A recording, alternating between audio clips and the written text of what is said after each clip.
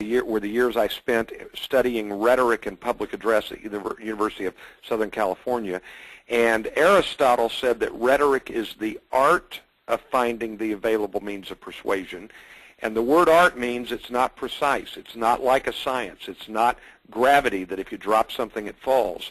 And so, Coca-Cola would pay someone $500 million if they could come up with a commercial that would show one time that meant everybody chose Coke and nothing else to drink for the rest of history.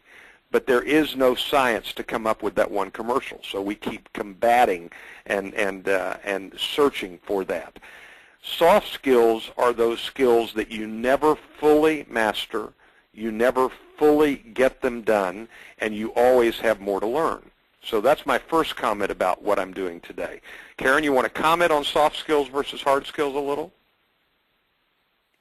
I would say that those of us who are likely to be on these calls tend to be engineers and managers who deal a lot with the technical aspects of product failures and quality audits, and yet we know that those soft skills are what make or break the leaders. And so I'm expecting that as Randy goes by with twice a month webinars, that we'll attract more and more of our technical folks to sit in and say, what are those things that are going to give me the edge to develop my career?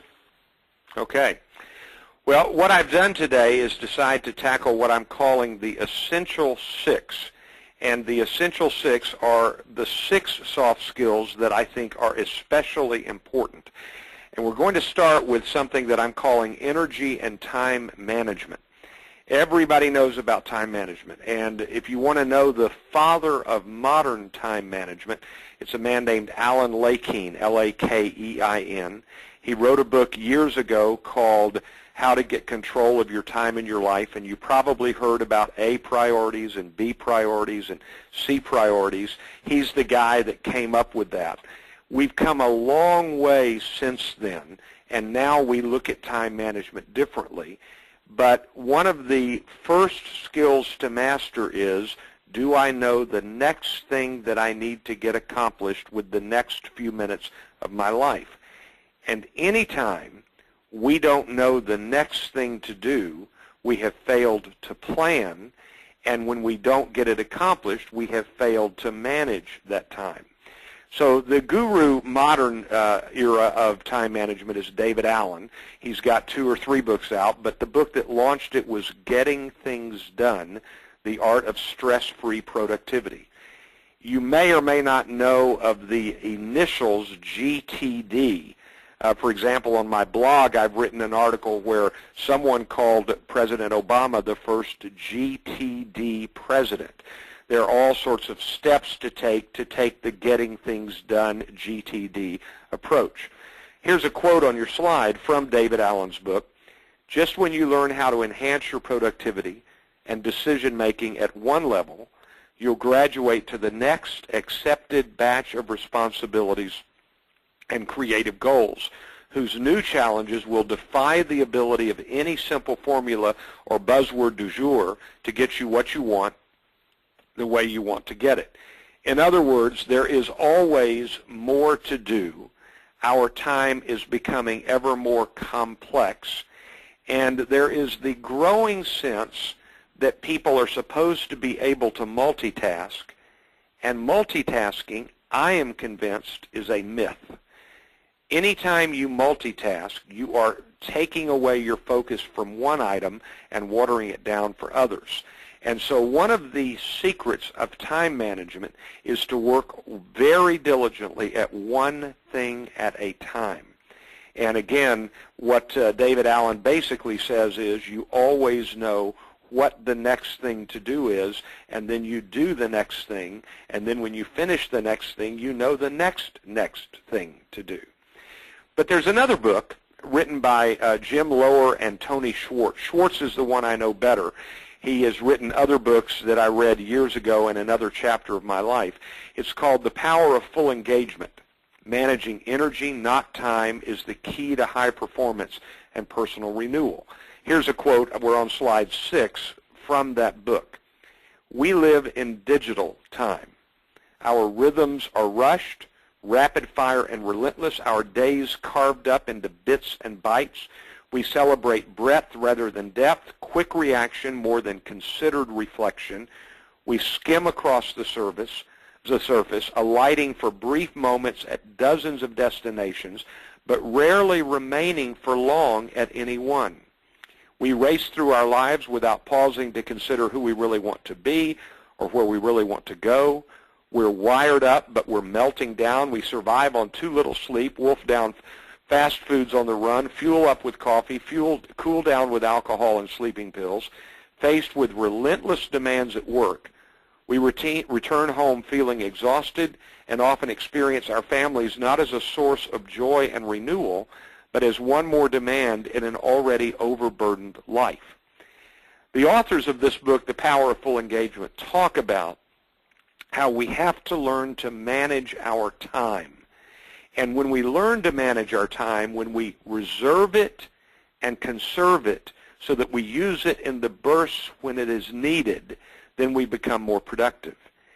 And one of the suggestions they make, which is a brilliant suggestion, is if you've had a rough day at work, a rough week at work, when you're driving home at the end of the day, if you just go right from work to the car, to the house, you have not debriefed enough. You have not wound down enough. So they recommend literally finding a park near your house, parking your car, getting out of the car, walking around for 3 to 4 minutes and taking a few breaths so that when you get back into your car, you're saying to yourself, I'm leaving work and I'm going home.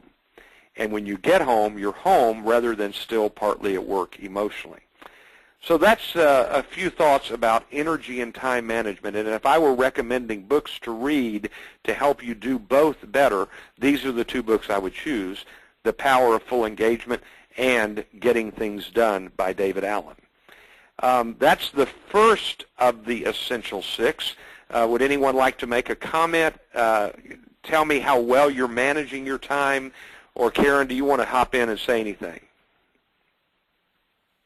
Well, this is Mark. One thing I will say is the multitasking is one issue that we are addressing here.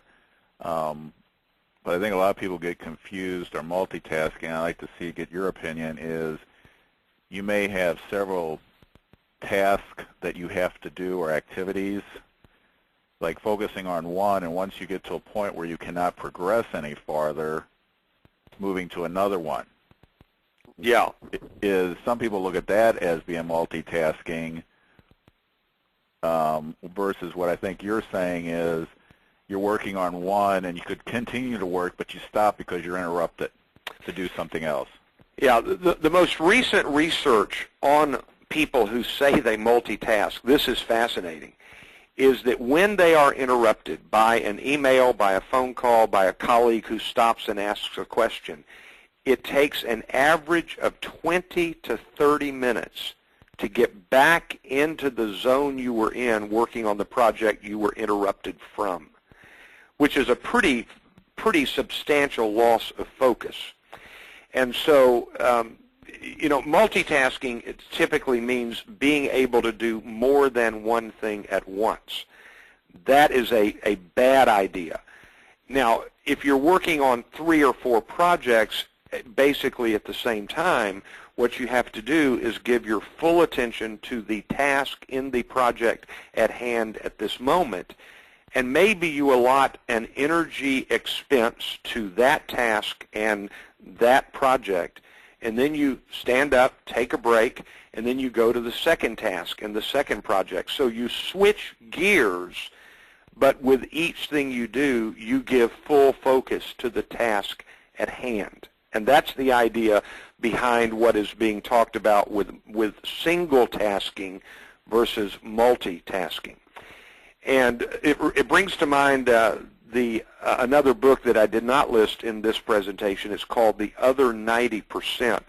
And the author of that book says that we're making a mistake to work nonstop, work 50 minutes, work 55 minutes, drink some ice water, walk 10 feet up and down an aisle at the office, take a couple of deep breaths, and then get back to work. If you don't take a few breathing breaks, then you're in trouble. So Mark, does that sort of respond to your question? Yes, thank you. Okay. Anyone else? Well, I did have another couple of quotes here. We're on page 7 on the slides. These are from, again, The Power of Full Engagement. We walk around with day planners and to-do lists, Palm Pilots and BlackBerries, although Palm Pilots have been replaced now by iPhones, instant pagers, pop-up reminders, all designed to help us manage our time better. We take pride in our ability to multitask. We wear our willingness to put in long hours as a badge of honor. But the term 24/7 describes a world in which work never ends. And without the right quantity, quality, focus, and force of energy, we are compromised in any activity we undertake. We've got to remain focused. So that's the first of the essential 6. And now let's go to the second one, which is people building. Now let me remind you that we're talking about soft skills. And soft skills are skills unlike developing the ability to put together a spreadsheet, unlike the ability to do quality control, unlike the ability to create PowerPoint slides. There is no perfect and simple and single formula for how to get the best out of others.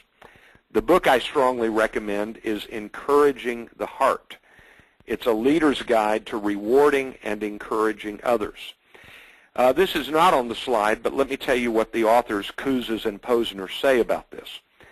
They say that if a person knows what is expected of them, if that's clearly communicated, and then they do that well, and they are rewarded for it, they are noticed for it, then it is a very strong way to get the best out of them. Here are a few quotes from the book. This story is a constant reminder to us of the power of a very simple principle of human performance. People like to be recognized for doing their best, and they never outgrow that. You know, think about parents going to a kid's recital, and the parents can see all the kids in the room, but they definitely focus on their child, and they want to applaud their child and encourage their child. Well, everybody wants someone looking at them and applauding them and saying what you have done is valuable and we're glad you did this here. Encouragement, encouraging the heart, encouragement increases the chance that people will actually achieve higher levels of performance. And the best leaders over and over again express their belief in the innate goodness of human beings. In other words, the best leaders say, I'm confident you can do this. You are good at this. You have the capability. I'm encouraging you to keep at it. When leaders expect people to achieve, they do. When they label people underachievers, performance suffers. Passionately believing in people and expecting the best of them is another prerequisite to encouraging the heart. And one very specific act that they recommend in the book is that when you thank someone, you thank them with a gift or an acknowledgement that is unique to them so that they know that you have paid attention to them as a person. Let me give you a simple example.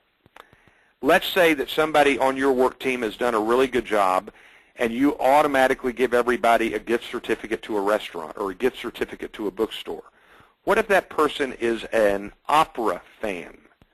What if you gave that person opera tickets? You wouldn't give them to anyone else. You would only give them to that person, and that person says, oh, they think I did a good job, and oh, they know enough about me to know that I like opera. And that kind of personalized reward greatly enhances getting the best out of people. The book also says, and this is old management wisdom, you criticize in private, but you praise in public. And whenever you can tell a public story of someone's success and reward them in the midst of telling that public story, that will bring the best out of people. So let me pause and say any comments about that portion of the Essential Six, people building. Anyone? How do you do it when you have a large group? Let's start with 2 or 3 pieces of that question. When you say a large group, do those people, are they equal? Are they reporting to each other? Does everyone have a few people that report to them? How many people report to you in the group? Say it's a team effort, and you may have 20 people on the team. Okay, 20 people in the team. Well, I think that everything I've just said you could do. Find somebody who is doing something exceptionally well, and then give them a surprise reward that is unique to that person. We could make a long list. Maybe they like movies with subtitles. So you find out their 2 or 3 favorite movies that they don't own, and you get them the DVD of that movie with a subtitle. Or maybe you have someone who is I don't know, monster truck fan, or a professional wrestling fan, or an art gallery fan. Again, what really matters is that they feel like you have paid attention to them as a person, rather than just everybody gets the same gift certificate to for a fruit basket or to the same restaurant. That's what makes, according to Kouzes and Posner, that really elevates the motivation of the team. Yeah, so I guess I didn't phrase my question correctly, and I agree with what you said. I'm talking about if you do a team recognition where you're going to recognize all 20 people. Okay, I got you. That's tougher because you can't personalize that in terms of the specific reward. And so according to what they've written and other things that I've read, what you do is you go out of your way to tell the story of what they've done in a way that it spreads their reputation as successful and meaningful and significant. Storytelling is very much a part of rewarding and encouraging others. And there are a number of books on it, and there's a major section in this book on it. So that's probably the best thing we could talk on that. Okay, thank you. The third soft skill that I have chosen is team effectiveness. Let's start with a little bit of research, which says very simply that the number one reason people lose a job, assuming that they are competent in the actual tasks they perform, and assuming they show up and do the work, the number one reason people lose a job is they don't play well with others. They don't get along with the team members. And if you read all sorts of books on team building and team function, we all know that everybody in a team has both an official role and an unofficial role. Now, the official role is the team leader, the team facilitator, the team organizer. It's the official role. The unofficial role is more a description of their personality, the natural cheerleader, the natural pain in the rear, the slacker. You can think of people that pop into your mind when you hear those phrases. And it's survivable to have a slacker, but it builds resentment. It is not survivable to have a bona fide pain in the rear, because that lowers the morale of the entire team. Well, the best-selling book on team building for the last few years is this Patrick Lencioni parable-type approach, The 5 Dysfunctions of a Team. It's a fable.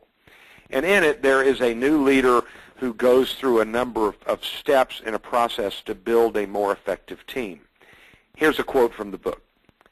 Teamwork ultimately comes down to practicing a small set of principles over a long period of time. Success is not a matter of mastering subtle, sophisticated theory, but rather embracing common sense with uncommon levels of discipline and persistence. Ironically, teams succeed because they're exceedingly human. By acknowledging the imperfections of their humanity, members of functional teams overcome the natural tendencies that make trust, conflict, commitment, accountability, and a focus on results so elusive. And there are 5 dysfunctions of a team in the book, The 5 Dysfunctions of a Team. Number 1, dysfunction 1, an absence of trust among team members. And this leads to a resulting problem of invulnerability. because they don't trust each other, then they can't reveal their shortcomings, their needs, their deficiencies, their I need help here. They pretend they're invulnerable. And invulnerability is a myth. Everybody is vulnerable. And unless team members trust each other, then people will put up a false front of I'm perfect rather than I have some vulnerabilities. That leads to dysfunction 2, fear of conflict. The resulting problem is artificial harmony. And at this point, I need to tell you one of my favorite stories from a book I'm going to quote later in this webinar. In the early 60s, right after John Kennedy became president, he gave the okay for a disastrous invasion of Cuba. It was called the Bay of Pigs. It nearly brought down everything. It was a disaster and a half, and it probably helped set up the Cuban Missile Crisis. And what happened was President Kennedy was surrounded by people who were all in favor of the invasion. And nobody was saying, hey, here are some problems. Hey, let's rethink this. The room was filled with people who agreed, not with people who spoke with disagreement. It brought about harmony, but disastrous harmony, and ultimately artificial harmony. So in order for a group to be functioning, they have to have the freedom to disagree. And the fear of conflict makes them think, oh no, we're all on the same page, and it's an artificial harmony, and it hides actual problems. Leads to dysfunction 3, a lack of commitment. If people are hiding the way they actually feel, if they don't trust each other, they are not committed to the team. And the problem that results is ambiguity. They're not committed to the task. Interrupt me anytime you need to. Dysfunction 4 is an avoidance of accountability because there's a lack of commitment. There are low standards, and they're not able to live up to what they need to. And dysfunction 5 is an attention to results where people are more concerned with their status and their ego rather than the outcome of their effort.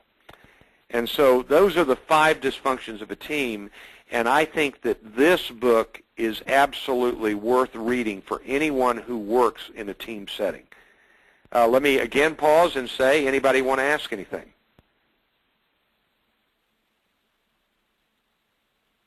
Or make any observation? Then let's go forward. The 6th essential soft skill, and I chose this phrase, communications that are fully received and embraced.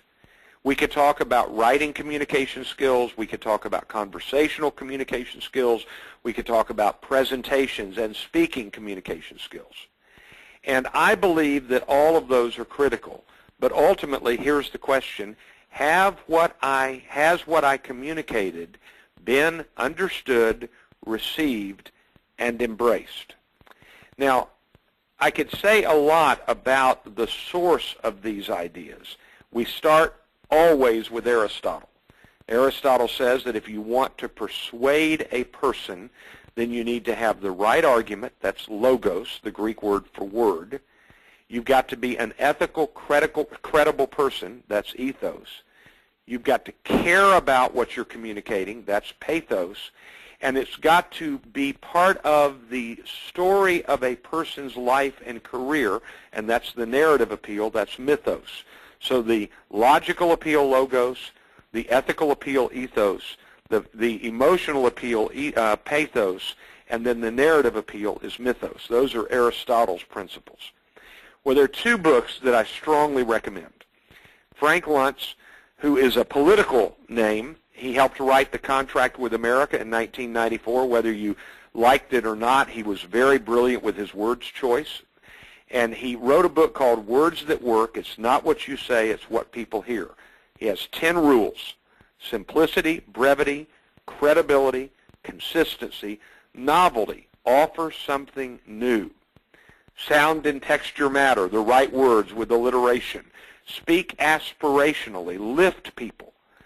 Visualize, create word pictures with your words. Ask questions and prepare context and explain relevance.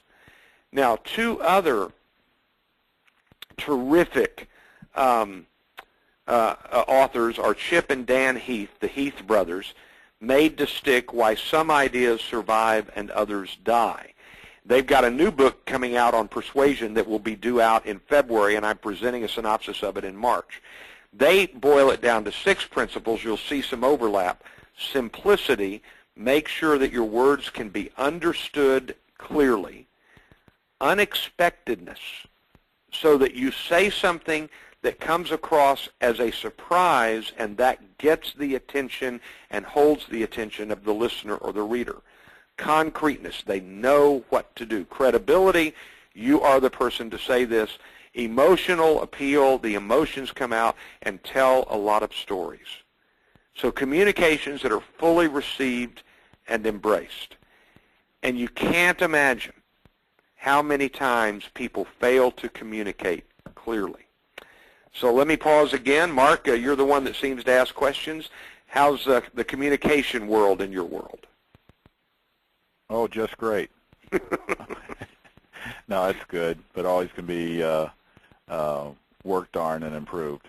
Are any of these principles that you have been taught or follow, or would they be useful to you? Some taught, and they all would be useful. They all would be useful. Yeah. You probably have heard the old phrase, servant leadership. The man who coined that phrase was Robert Greenleaf in a book, Servant Leadership, years ago. And he had one simple illustration about communication. He said, if it is at all possible, cover your mouth with one hand and point with the other. That way you're clear. And he was making the point that anytime you get into words, you have the capacity to make things not clear but muddy and cloudy. So learning how to speak or write the precisely best words to communicate intent is a lifelong process. That's putting it mildly. The 5th soft skill that I want to recommend is the soft skill of problem solving and decision making. I'm just going to mention this briefly, but this is a quote from The Wisdom of Crowds.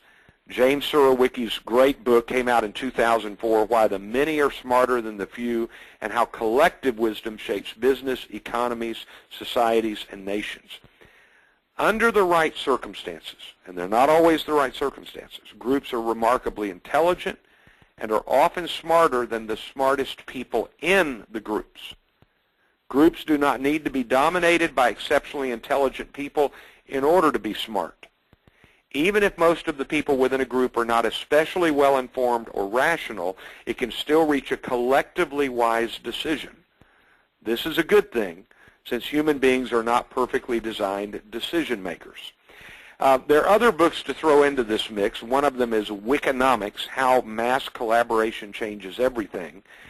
And the idea is that we don't know as much individually as we know together, but we've got to make sure that we are having the freedom to disagree with each other and to work towards this common solution. Any poor decision, any problem not solved, can lower the morale, lower the effectiveness. And people who can make good decisions and successfully solve problems are worth their weight in gold, and that is a soft skill that is extraordinarily valuable. The 6th soft skill is coaching and mentoring. 6 Disciplines, Execution Revolution, solving the one business problem that makes solving all other problems easier, talks about this value of coaching, and there's a lot to bring in here. There's no one on earth who wants to do what he or she should do all the time. Vision without execution is a hallucination, said Edison. But doing what we know we should requires someone who will keep us on track, to teach, direct, and encourage us to do the things we know we should do, the difficult things that we rarely, if ever, follow through to the finish if left to our own devices. There is a wonderful quote from the great coach named John Wooden. And here's what he said. John Wooden said, and I've got to find the quote here. Give me just a second. Okay, I'm not finding it. I thought I had, oh, here it is. Here it is. He says that a coach is someone who can give correction without creating resentment. That's John Wooden, the UCLA coach who won more championships than any other coach. And you've got to be able to give correction without creating resentment. In addition, you've got to be able to watch somebody and say, this is what you're doing well, and this is what you need to work on next, and that is a perpetual practice. In the best-selling book, Outliers by Malcolm Gladwell, he refers to the 10,000-hour rule. It takes 10,000 hours to get really, really good at something. And then in a book that was a perfect follow-up, though I don't think that was intended to be that way, Talent is Overrated by Jeff Colvin. Colvin says that what it takes to get that good is to spend the hours, but to spend the hours in deliberate practice.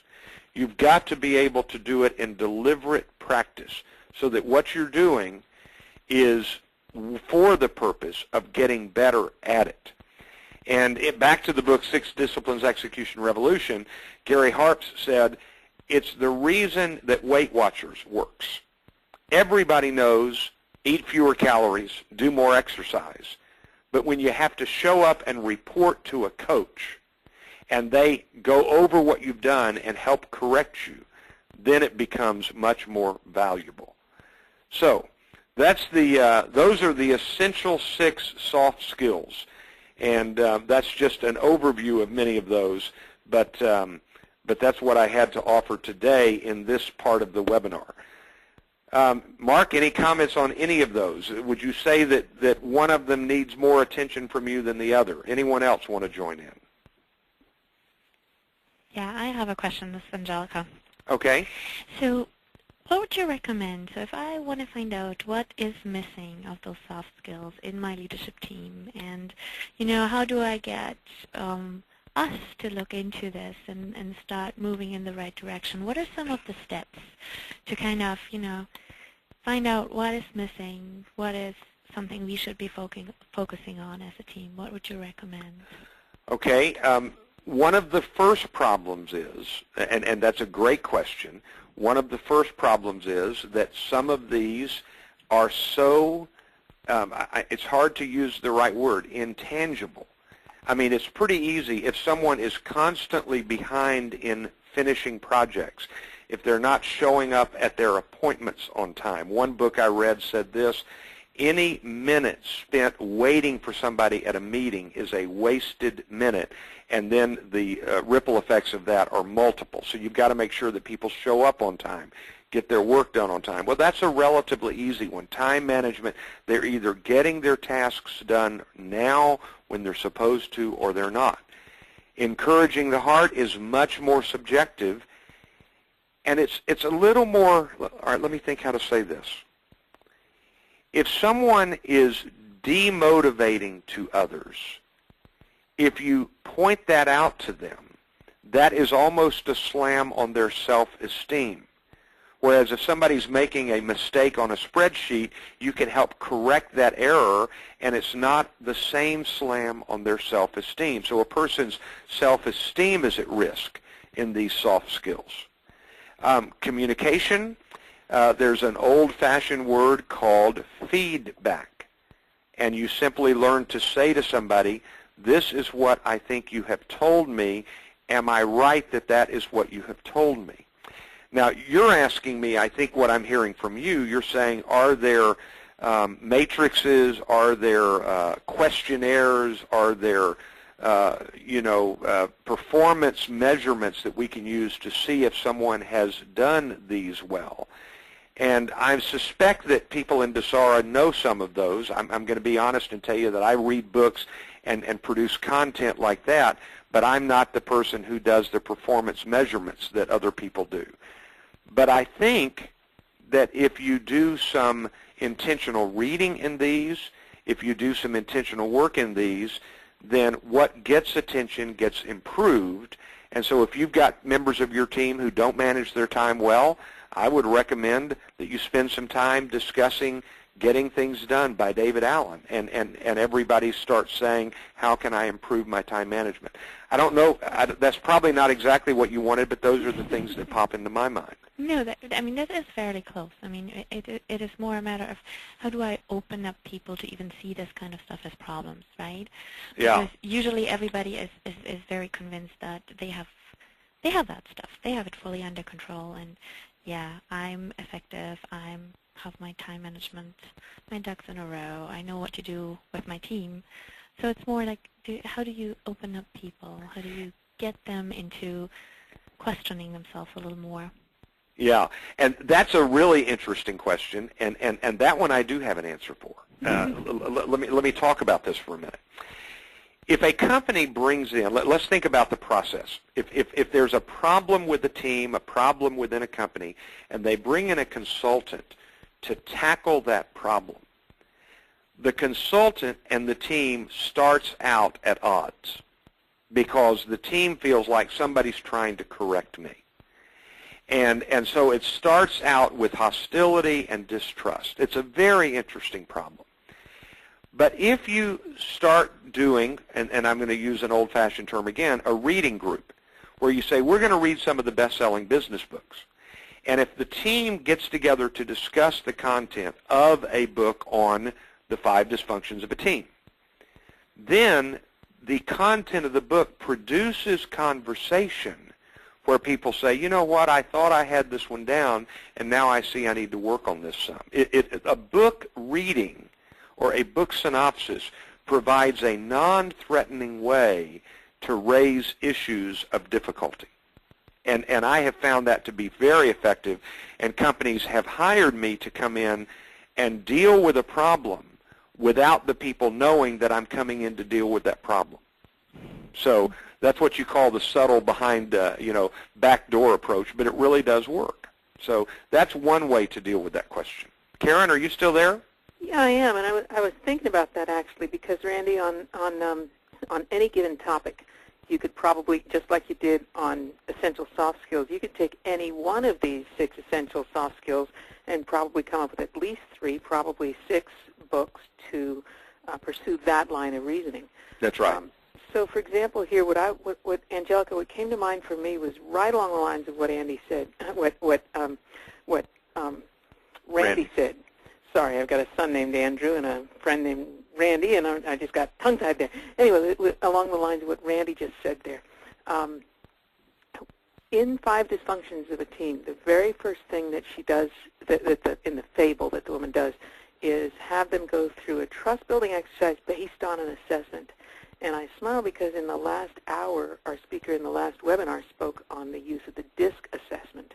And in Myers-Briggs assessment was the one that was used in this 5 Dysfunctions of a Team.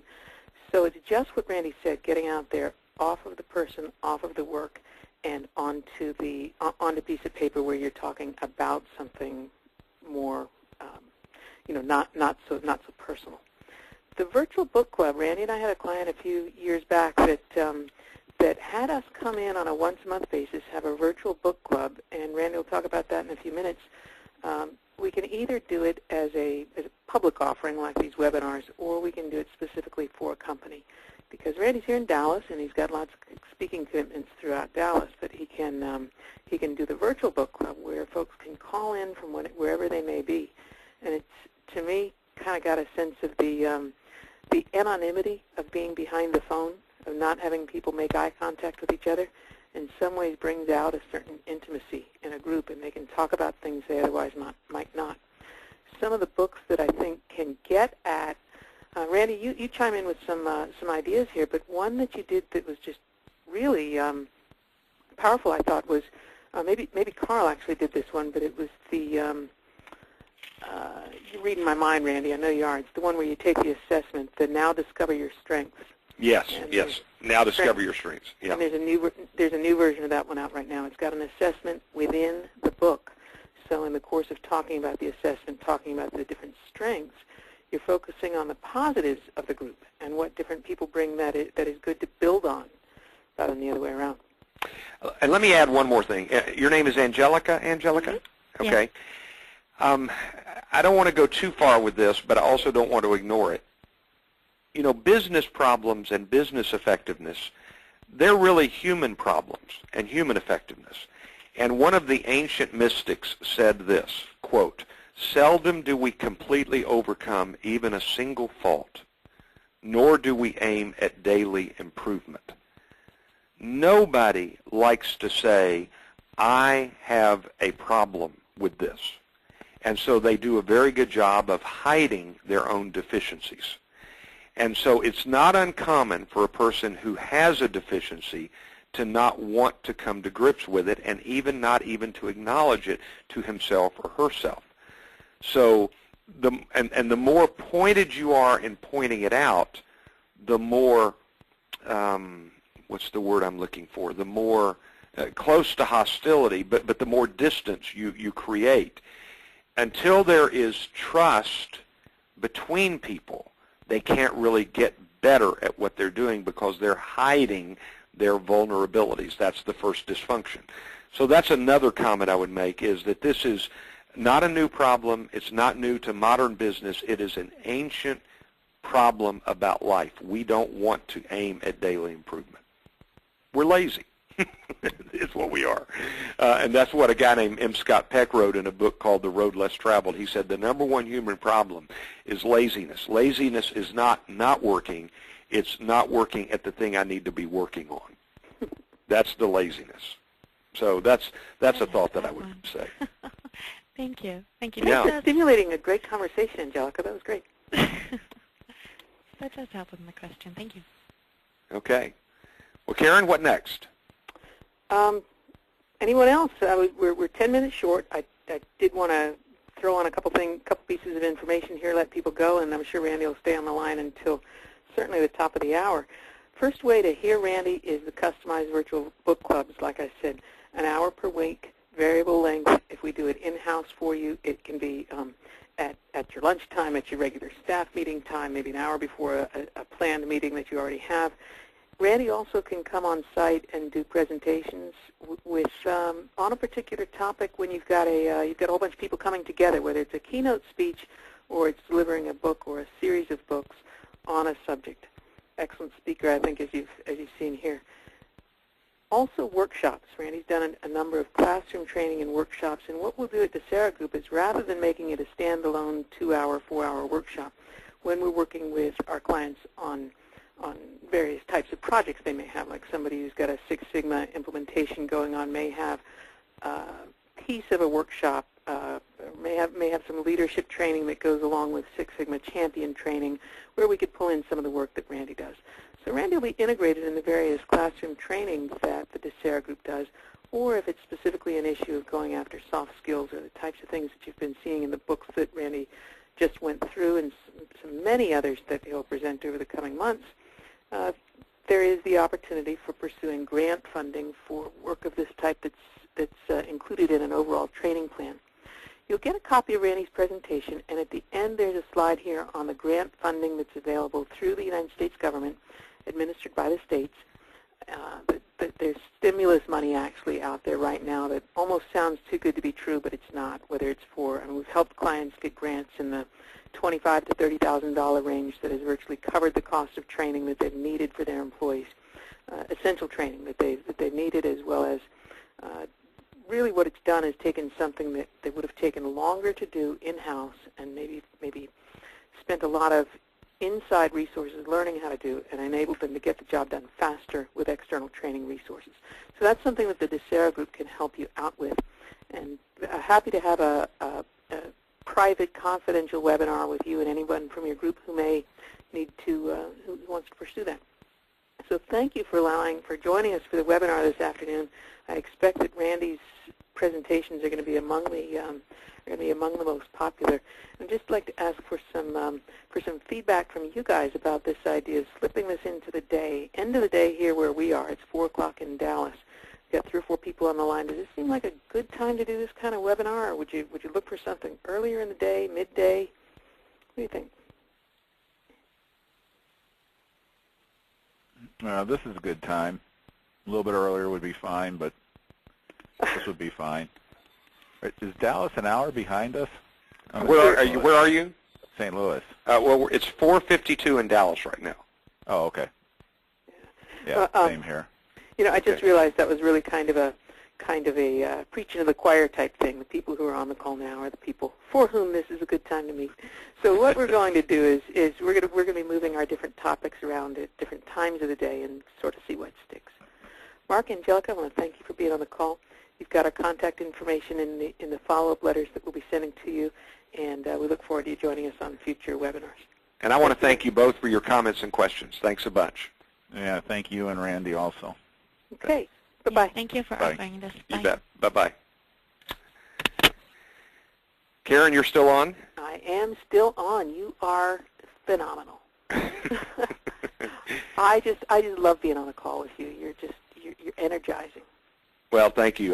This was there were 2 or 3 things about this that I've got to learn. One of the things that I'm going to have to do is number 1, I'll do more complete slides, and number 2, I've got to have the PowerPoint kind of in the corner of my screen so I can know what the next slide is. I made that mistake once and then accidentally hit it a time or 2, so that was okay.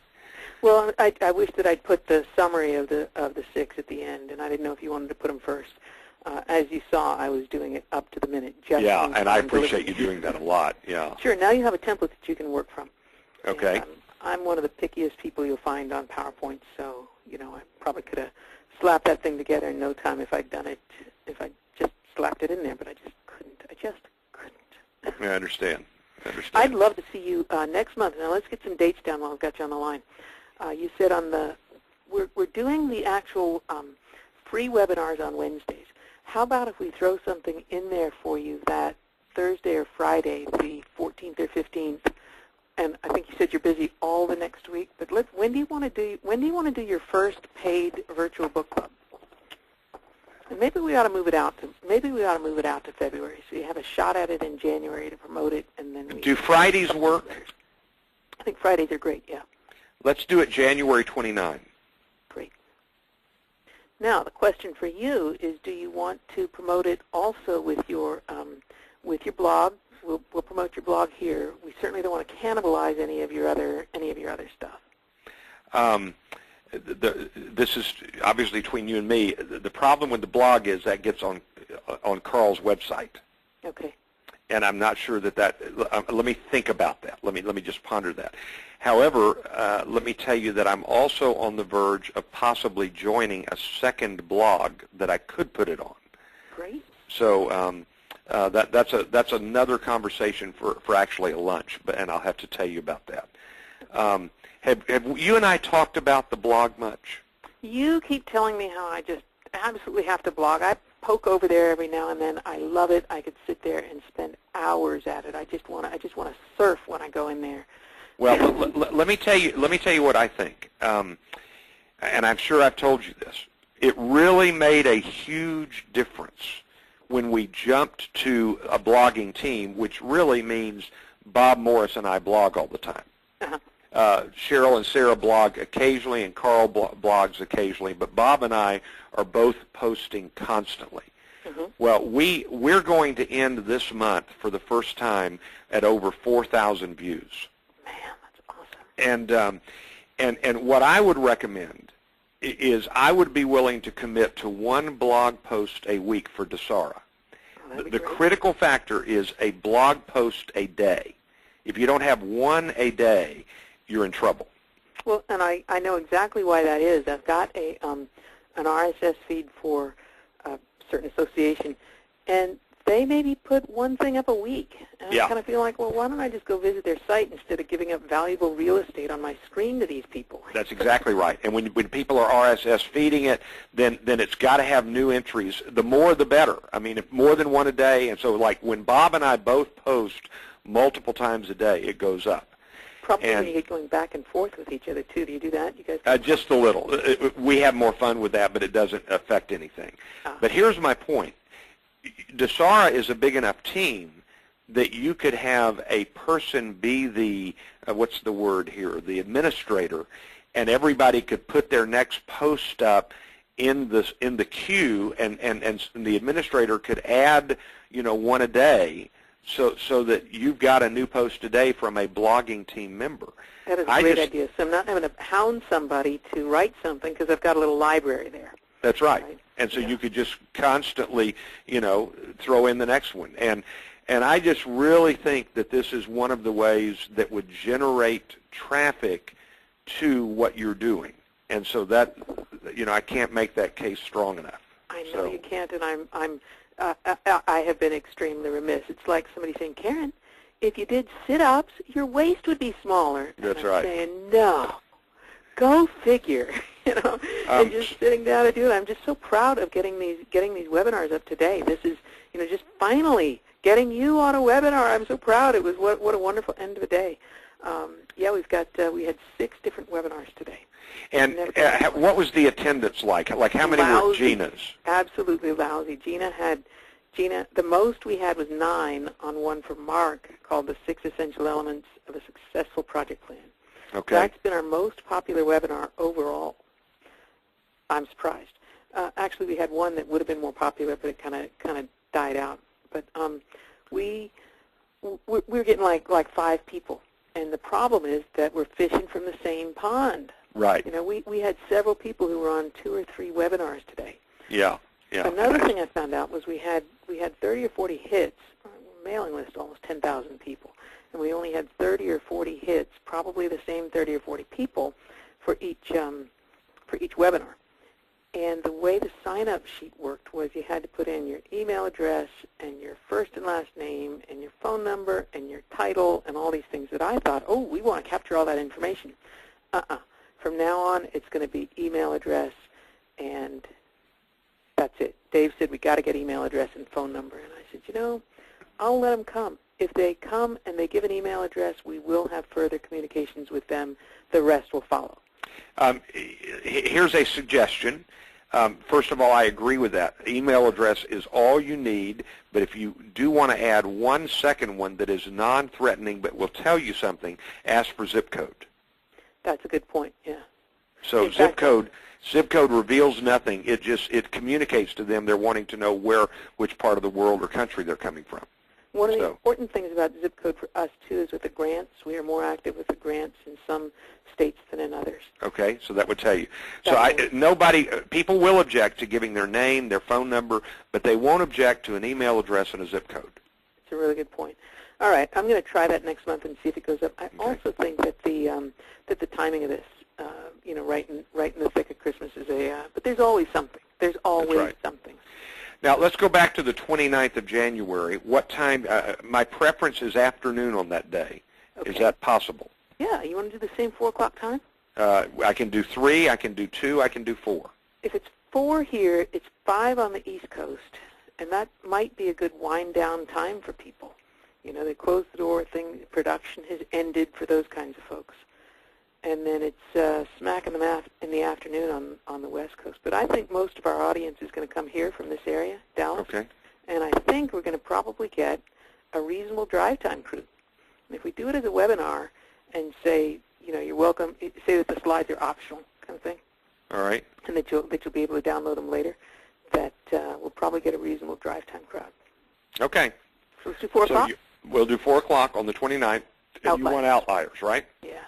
Can you give me a little blurb on it? Or do you probably have something already on your web, or from the notice that you put out about it when you yes, but not yet. We're moving tomorrow. So I understand. I need it on the 30th. I'll get it to you by the 30th. Okay. I'll do a little thing up for you. I'll put a send later in my mail and have it send to you on the morning of the 30th, okay? Okay.